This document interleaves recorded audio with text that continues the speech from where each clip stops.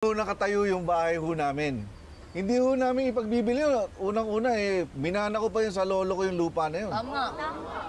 Hindi ko kami. Sa amin din na kami rin matagal lang nakatira sa lupang yun. Hindi namin ibebenta yun. Oh.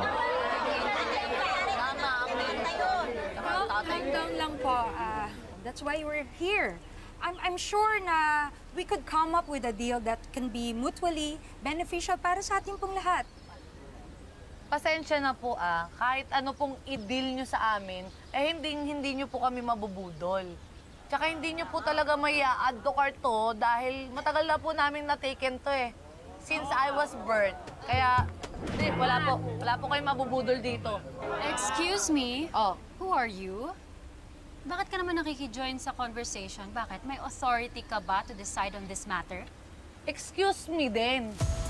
Lupa namin to na gusto nyong i-mine. Kaya talaga may say ako dito, no?